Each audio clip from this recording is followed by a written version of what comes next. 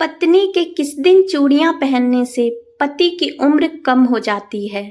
एक समय की बात है, माता लक्ष्मी भगवान विष्णु से मिलने के लिए जाती हैं और कहती हैं, हे प्रभु, जब मैं आपसे मिलने के लिए आ रही थी तो मेरी नज़र रास्ते में मृत्यु लोक पर पड़ी।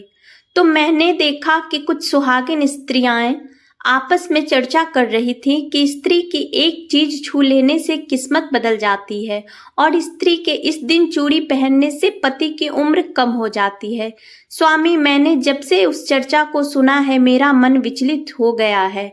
इसलिए मेरा अनुरोध है कि आप मुझे मेरे इन दोनों प्रश्नों का उत्तर देकर संतुष्ट करें। भगवान विष्णु ने कहा, हे देवी, मैं तुम्हारे इन दोनों प्रश्नों का उत्तर एक छोटी सी कहानी के माध्यम से दूंगा, मगर मेरी एक शर्त है। जब मैं यह कहानी तुम्हें सुनाऊं तब तक तुम मन लगाकर यह कहानी सुनना, क्योंकि आधी अधूरी कहानी सुनने से आधा अधूरा ज्ञान ही प्राप्त होता है, जो किसी व्यक्ति के किसी काम का नहीं होता। भगवान विष्णु की यह बात सुनकर माता लक्ष्मी कहती हैं कि ठीक है स्वामी, मैं आपको वचन देती हूँ, कहानी पूरा मन लगाकर ही सुनूंगी। आप कहानी सुनाना प्रारंभ करें। भगवान विष्णु कहते हैं, हे देवी सुनो, एक नगर में एक सेठ रहता था। वह बहुत ही धनवान था। उसके पास सब कुछ था, आलीशान दुकान थी, रहने के लिए अच्छा सा मकान था। उस सेठ के 3 लड़के थे। तीनों लड़कों की शादी हो चुकी थी। सेठ की 3 बहुएं थीं। उनका स्वभाव बहुत ही अच्छा था। अपने सास ससुर और पति की खूब सेवा किया करती थी, इसलिए घर में सुख शांति का वातावरण था। सेठ के लड़के का स्वभाव अच्छा नहीं था, इसलिए सेठ के बड़े लड़के की उसके माँ बाप से नहीं बनती थी। इसलिए सेठ ने बड़े लड़के को धन नहीं दिया और अपने दोनों छोटों बेटों और तीनों बहू में बांट दिया था, जिसकी वजह से बड़े लड़के की आर्थिक स्थिति अच्छी नहीं थी। भगवान विष्णु कहते हैं, हे देवी, एक बार सेठ अपने मन में सोचता है, भगवान ने मुझे सब कुछ दिया है पर एक बेटी नहीं दी। यदि एक बेटी होती तो मैं अपने मन की सारी बातें अपनी बेटी को बताता और बेटी को बहुत ही लाड प्यार करता। भगवान विष्णु कहते हैं, हे देवी, सेठ अपनी सेठानी के साथ में अपना जीवन जी रहा था, मगर एक बेटी की कमी सेठ को हमेशा ही महसूस होती रहती थी। सेठ हमेशा अपने घर के पास स्थित मंदिर में श्री राधा रानी के दर्शन करने जाया करते थे। एक दिन जब सेठ मंदिर में राधा रानी के दर्शन करने गए, उस दिन मंदिर में एक संत पधारे हुए थे। सेठ को उदास देखकर संत ने पूछा, तुम उदास क्यों हो? तो सेठ बोले, महाराज, मेरी कोई बेटी नहीं है, इसलिए मैं उदास हूँ। फिर संत मुस्कुराए और बोले, यदि जीवन में किसी का अभाव है तो उसकी जगह भगवान को बिठा लेना चाहिए। सेठ बोला, महाराज, मेरी तो कोई बेटी नहीं है, तो मुझे क्या करना चाहिए? फिर संत बोले, सेठ, तुम एक काम करो, तुम बरसाने की बेटी श्री राधा रानी को ही अपनी बेटी क्यों नहीं मान लेते हो? भगवान विष्णु ने कहा, हे देवी, इस प्रकार उस संत की बात सेठ को बहुत पसंद आई और उसी दिन श्री राधा रानी का एक बड़ा सा चित्र मंगवाया और उसे अपने कमरे में लगा लिया। अब तो सेठ का पूरा जीवन बदल गया। वह उठते बैठते सोते जागते श्री राधा रानी को अपनी बेटी मानकर उनसे बातें करने लगते थे। और इतना ही नहीं, सेठ को अपनी बेटी राधा रानी को हर बात बताने में बहुत ही आनंद आता था। इस प्रकार सेठ की राधा रानी में ऐसी लगन लगी कि जब भी वे दुकान पर जाते तो श्री राधा रानी को भोग लगाकर प्रसाद पाकर ही जाते थे और शाम को लौटते थे तो राधा रानी को प्रणाम करते और उनसे बातें करते और भोग लगाकर प्रसाद ग्रहण करते थे। भगवान विष्णु कहते हैं, हे देवी, उस सेठ ने जब से राधा रानी को अपनी बेटी के रूप में स्वीकार किया था, तब से सेठ हर समय प्रसन्नचित्त रहता था। जब भी सेठ से कोई पूछता था कि तुम्हारे कितने बच्चे हैं, तो सेठ हमेशा यही कहता था, मेरे 3 बेटे 3 बहुएं और एक बेटी है। भगवान विष्णु ने कहा, हे देवी, एक दिन सेठ के घर में चूड़ी पहनाने वाली मनिहारी न आई तो राधा रानी ने सोचा, आज तो दिन ठीक नहीं है और आज के दिन चूड़ी पहनना शुभ नहीं होता। इसलिए श्री राधा रानी ने अपनी माया से उस मनिहारिन की चूड़ियों का रंग खराब कर दिया, जिससे सेठ की बहू ने चूड़ी नहीं पहनी और मनिहारिन को वापस भेज दिया। उधर जब 2 दिन के बाद में वही मनिहारिन उन चूड़ियों को देखती है तो वह चूड़ियां सुंदर हो जाती है।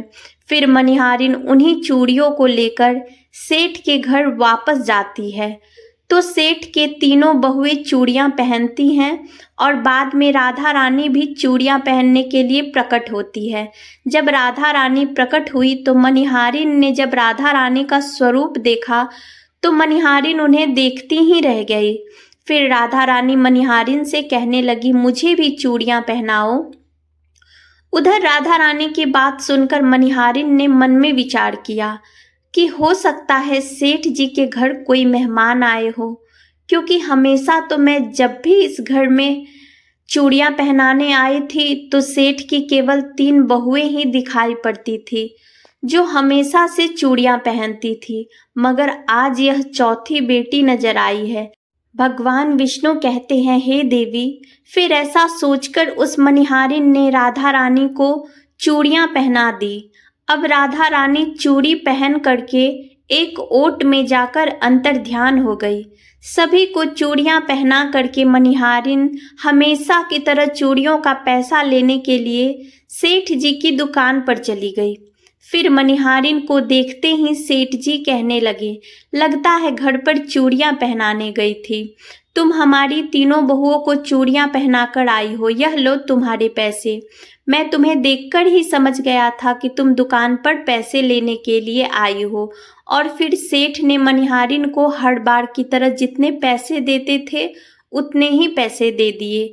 तो मनिहारिन कहने लगी, सेठ जी, इस बार मैंने 3 जनों को नहीं बल्कि 4 जनों को चूड़ियां पहनाई है, इसलिए अब की बार मैं ज्यादा पैसे लूंगी। भगवान विष्णु कहते हैं, हे देवी। मनिहारिन की बात को सुनकर सेठ जी कहने लगे, हमारे घर में तो 3 बहू के अलावा तो चौथी कोई है ही नहीं, फिर तुमने चूड़ियां किसको पहनाई? तो मनिहारिन कहने लगी, सेठ जी, मैं नहीं जानती, लेकिन मैं तो सिर्फ इतना जानती हूँ कि मैं तो आपके घर 4 जनों को चूड़ियां पहनाई हूँ। फिर इस प्रकार मनिहारिन की बात को सुनकर सेठ जी कहने लगे, ठीक है, पहले तो तुम 3 जनों के पैसे ले जाओ, बाकी के पैसे मैं पहले घर पर जाकर पता करूंगा कि चौथा कौन है जिसे तुमने चूड़ियां पहनाई है। मनिहारिन बोली, ठीक है सेठ जी, पहले आप घर पर पता कीजिए, उसके बाद मुझे मेरे पैसे दे देना। और ऐसा कहकर वह मनिहारिन सेठ की दुकान से चली गई। भगवान विष्णु कहते हैं, हे देवी। शाम को सेठ जी जब घर पहुंचे तो उन्होंने घर पर मनिहारिन के बारे में पूछा। उनकी बहू ने कहा कि केवल हम तीनों ने ही चूड़ियां पहनी थी। तो सेठ जी कहने लगे, यही बात तो मैं मनिहारिन को काफी समय तक समझाया कि हमारे घर में केवल 3 ही जने हैं, चौथा और कोई नहीं है जिसे तुमने चूड़ियां पहनाई, मगर वह मनिहारिन यह बात मानने के लिए तैयार ही नहीं थी और बार बार यही कहना था कि मैंने 4 जनों को चूड़ियां पहनाई। भगवान विष्णु कहते हैं, हे देवी। इस प्रकार सेठ सारी बात भूल गया और अपने नित्य काम में लग गया। सेठ राधा राधा बोलते बोलते श्री राधा रानी को भोग लगा करके भोजन ग्रहण करके सो गया। और जब सेठ को नींद आई तो सेठ के सपने में राधा रानी प्रकट हुई और उनकी आंखों में आंसू थे। सेठ ने पूछा, उदास क्यों हो? तो श्री राधा रानी बोली, पिताजी, आज मेरा मन बहुत दुखी है। मैंने अपने पिता का घर समझकर यहाँ आराम से चूड़ियां पहनी थी, परंतु पिताजी आपने उस मनिहारिन को चूड़ियों का मोल नहीं चुकाया। पिताजी, आपने मुझे बेटी तो मान लिया, परंतु आपको मेरी याद नहीं आई, आपने मुझे भुला दिया, इससे मैं बहुत दुखी हूँ। भगवान कहते हैं, हे देवी। फिर इतना सुनकर सेठ सपने में रोते हुए बोला, बेटी मुझे क्षमा कर दो, मुझसे बहुत बड़ी भूल हो गई। और सेठ तुरंत ही नींद से उठ खड़ा हुआ और उसकी आंखों में आंसुओं की धारा बह रही थी। सेठ ने तुरंत ही तिजोरी से पैसे निकाल लिए और मनिहारिन के घर की ओर चल दिया। सेठ ने मनिहारिन के घर का दरवाजा खटखटाया। मनिहारिन ने दरवाजा खोलकर देखा तो सेठ जी खड़े थे। मनिहारिन कहने लगी, सेठ जी इतनी रात को आपका कैसे आना हुआ? और फिर मनिहारिन सेठ को अपने घर के अंदर ले गई। सेठ की आंखों से आंसू बह रहे थे। फिर सेठ मनिहारिन से कहने लगा, तुम्हारे जैसे बड़भागी कोई नहीं, तुम तो बहुत ही भाग्यशाली हो।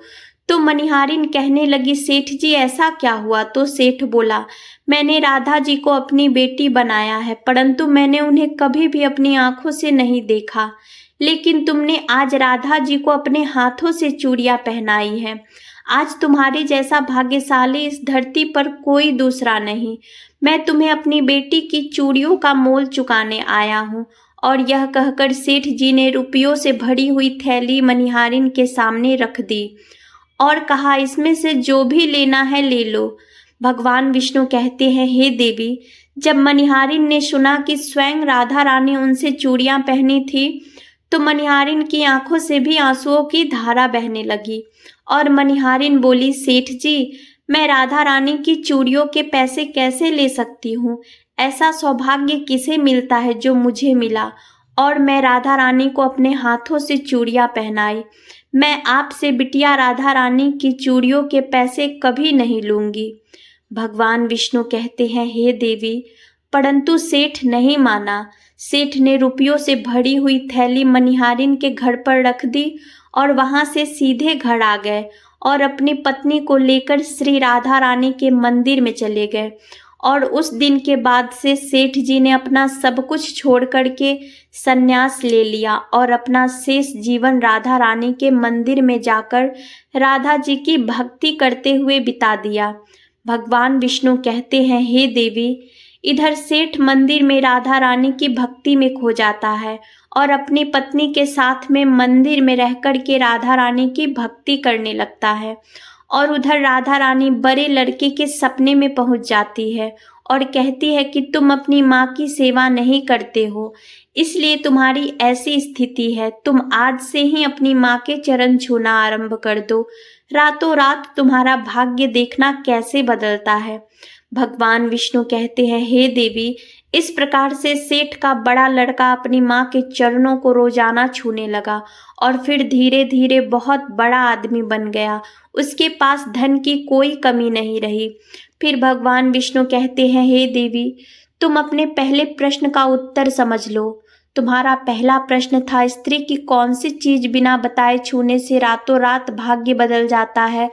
तो ठीक से समझ लो, जो इंसान सेठ के बड़े लड़के की तरह माँ के चरणों की सेवा करता है, माँ के चरणों का अमृत पान करता है, उसका सोया हुआ भाग्य बदल जाता है और एक दिन वह इंसान बहुत बड़ा आदमी बनता है।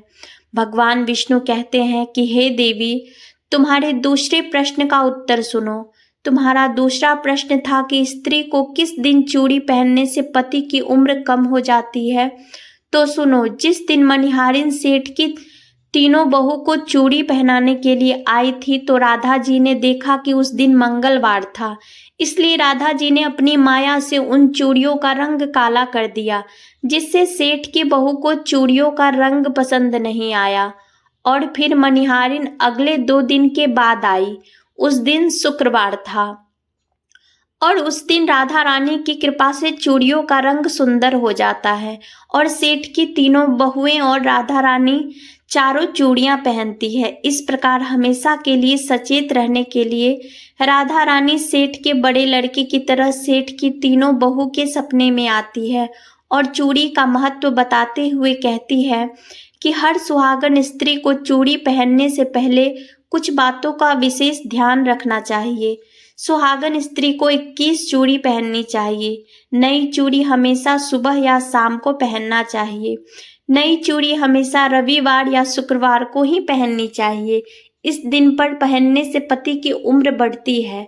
चूड़ी मंगलवार और शनिवार को ना तो खरीदनी चाहिए और ना ही पहननी चाहिए, इससे पति की उम्र कम हो जाती है। चूड़ी 16 श्रृंगार में से एक होता है, इसलिए जब भी चूड़ी पहने तो सोच समझ कर ही पहननी चाहिए। वीडियो अगर अच्छी लगी हो तो वीडियो को लाइक और चैनल को सब्सक्राइब जरूर करें। धन्यवाद।